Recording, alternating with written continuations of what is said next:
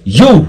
What is good? Welcome back to Joshon Point mga pare. So, pag-uusapan natin ngayon, bakit ang mga weak men ang problema sa society natin ngayon?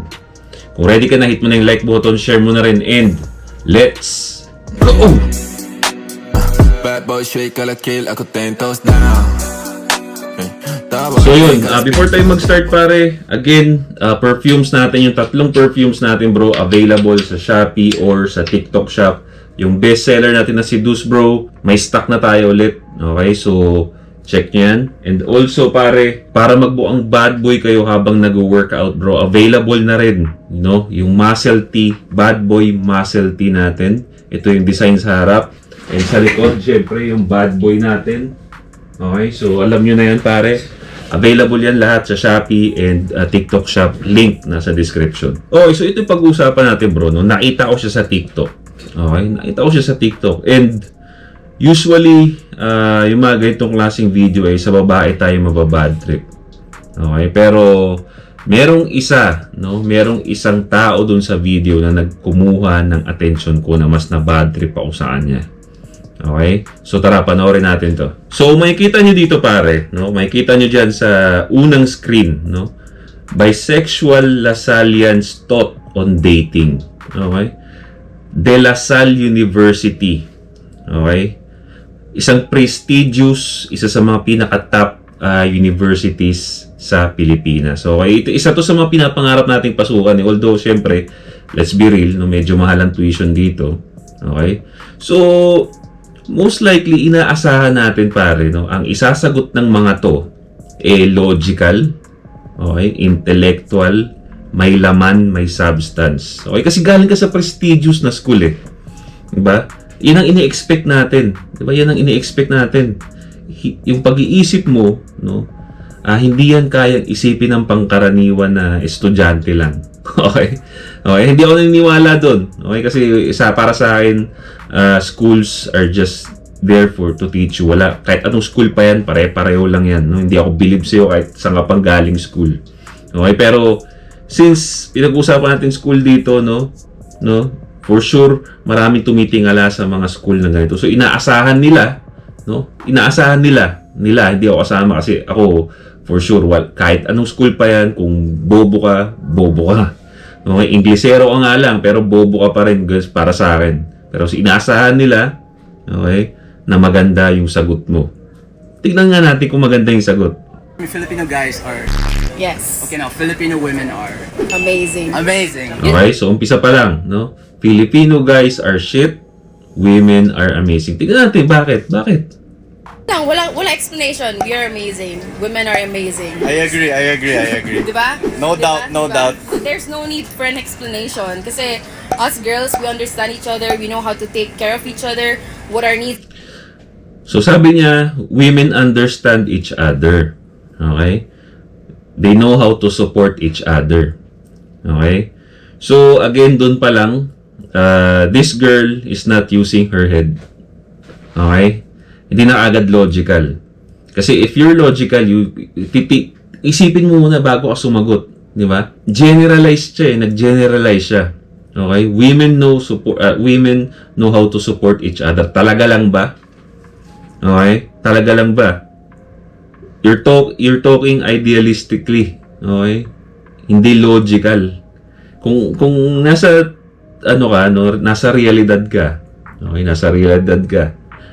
Alam mo, sa sobrang girls are supporting each other, willing silang mag-share ng lalaki. Hindi ba? Hindi ba totoo? Kung makikita ninyo, kung gising kayo sa katotohanan sa mga BPO companies or kahit hindi mo sa mga BPO companies, mga mayayaman na companies, okay? May asawa yan. Okay, may asawa yung mga rich man na yan, at mga babae na gustong magkaroon ng ganung lifestyle, mayaman na lifestyle. Wala silang pakialam kumabit as long as na pinoprovidean sila ng sugar daddy nila na may asawa. Knowing, alam nila na may asawa. Okay, willing silang kumabit. Ganon sila ka-support to each other, bro. Di ba? Tsaka, let's be honest there and let's be real, okay? Some girls are not really supporting each other, no? Nagmumukha lang silang supporting each other kasi most of the time sila ang plastic. Okay? Sasabihin nila magagandang salita dito sa mga babae na to, sa mga friends nila, pero iba yung nasa isip at puso nila kasi ayaw nga nilang makasakit. Ganyan sila lagi. Okay, so pinaplastic nila. Magkaiba naman sa ating mga lalaki. Harsh tayo sa mga tropa natin, no? Kasi gusto natin, nag-i-improve sila. Kaya nga real talk ako sa inyo eh, sa mga lalaki. Real talk kasi alam ko, tatanggapin nyo yun as a challenge. Okay? Kasi alam ko ganyan ang nature natin. Tatanggap natin ng challenge yung mga discrimination sa atin. Well, sa kanila, emotional kasi sila. Okay? Alam nila yun, kaya ayaw nilang maka-offend. Kaya magsasabi sila ng mga comforting lies, no? Kaysa sa mga helpful na truths.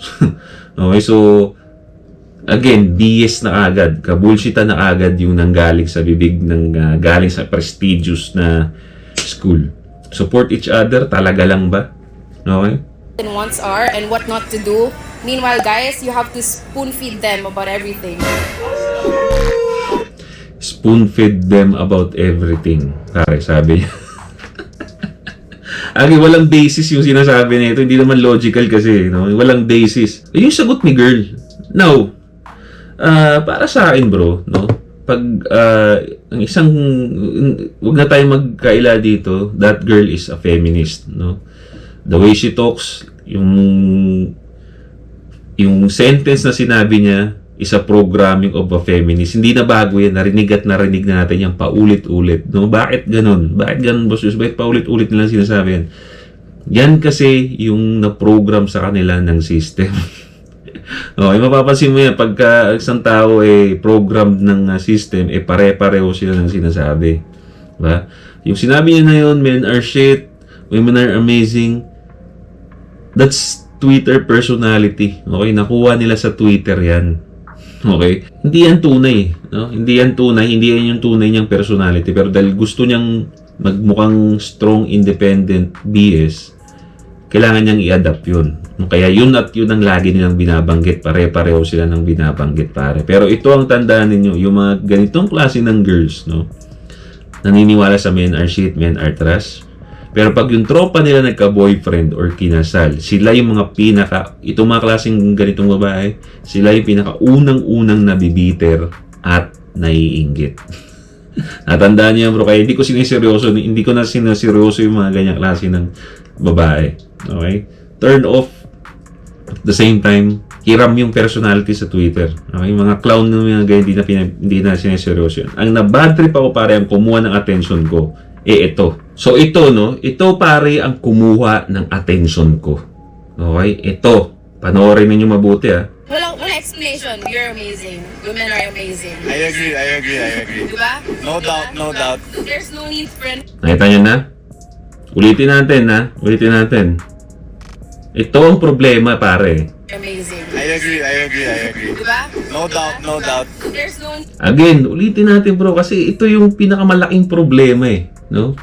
Kaya dumadami yung mga ganitong babae, lalo na sa school, no? Sa school nagde-develop itong mga ganitong klase ng babae. Kaya dumadami itong mga to dahil sa ganito. women are amazing. I agree. Yan. Diba? No doubt. There's Yan. Nakita nyo na? Ito siya ang gusto kong pag-usapan natin dito, bro. Okay? Lalaking mahina, no? Lalaking walang stand, lalaking simp, lalaking walang sariling prinsipyo, bro. Binastos ka na, no? Binastos ka na by calling men are shit. Nagbuga na ng mga kabulshitan. Men and women are amazing. And you stand there, no? Lalaki ka, no? Lalaki ka, tumayo ka lang dyan, gumiti, at umagri pa. I agree, no doubt. You are the problem, pare. Okay? Kaya nagiging toxic, no, ang mga kababaihan. Kasi merong mga lalaking supot na na pumapayag lang, no, at hindi kayang pagsabihan yung mga ganyang klase. Okay? Kasi kung No, kung may prinsipyo tong lalaki na to, no, kung may masculine, kahit konting masculine energy ka man lang, no, nag-react ka man lang sa anong sinabi niya, women are amazing. Gagwano ko, women are amazing. Eh, kumakabit nga kayo, anong women are amazing? Maybe some of you, but not all.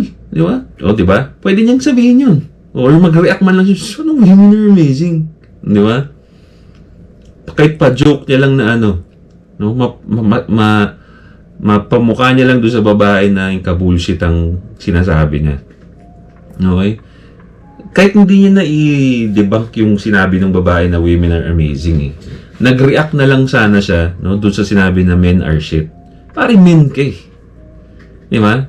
Men ka bro, nandun ka at wala kang ginawa kundi mag-agree. Kaya maraming babae ang mga walang modo ngayon dahil sa mga lalaking wala ding mga sabihin na natin na bayag eh. Akala nila gusto sila lahat ng lalaki kaya lumalaki mga ulo nila dahil sa mga katulad mo rin pare. Walang ginawa kundi mag-simp, umagree. Okay? Dahil what? Bakit? Bakit sila umagree pare? Ang lalaking lagi umagree sa babae, mga simp. Yung mga lalaking simp. Okay? Wala sila kasing kayang i-offer. Okay? Wala silang kayang i-attract dun sa babae. Kaya ang gagawin nila, akala nila pag umagri ka ng umagri sa babae, eh, makakatikim ka ng kifi. Okay? Pero in reality, mas nadadry pa sila sa'yo. Sasama lang yung babae sa'yo. Kasi they feel comfortable. No? Pero hindi ka nila.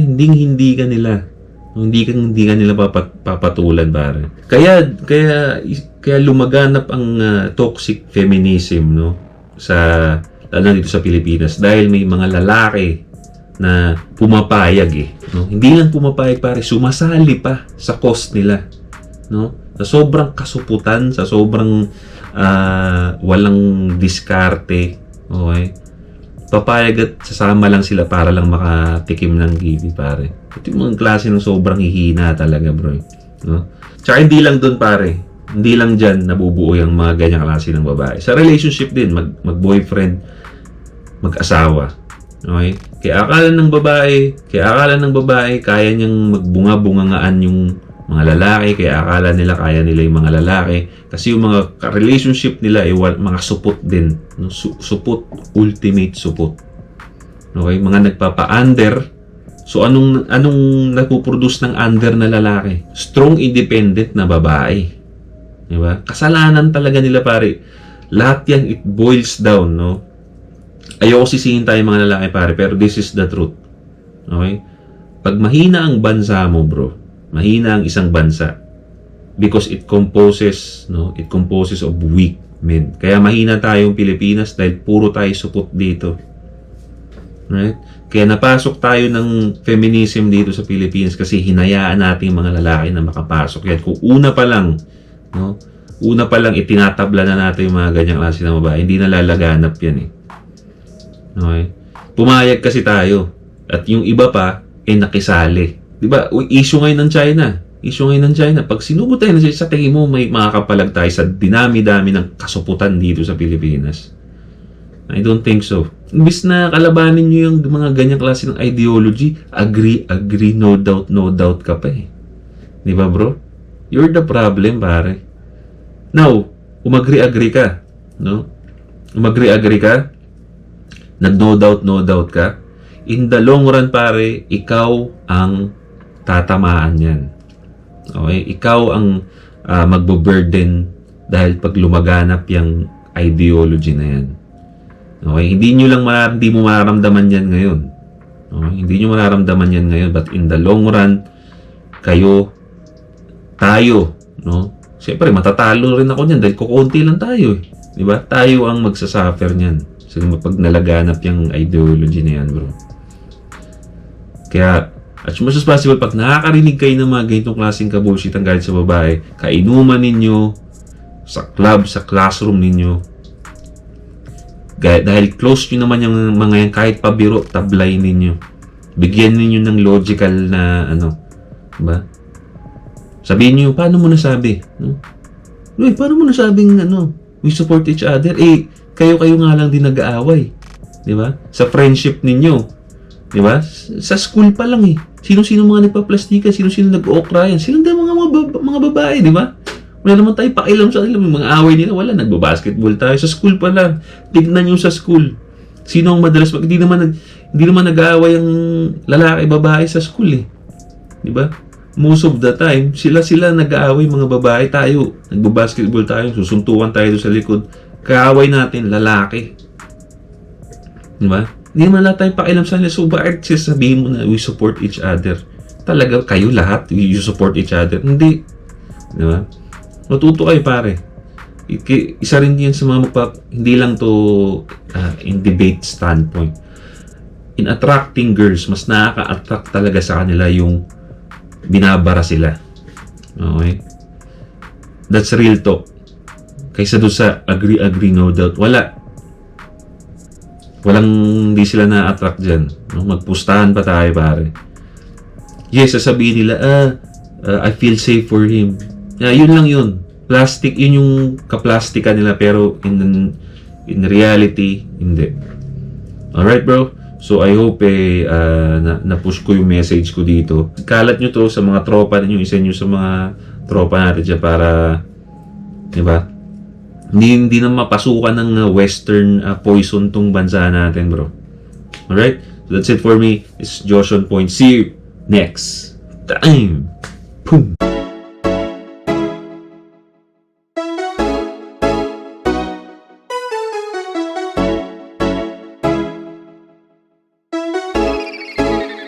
GFAB.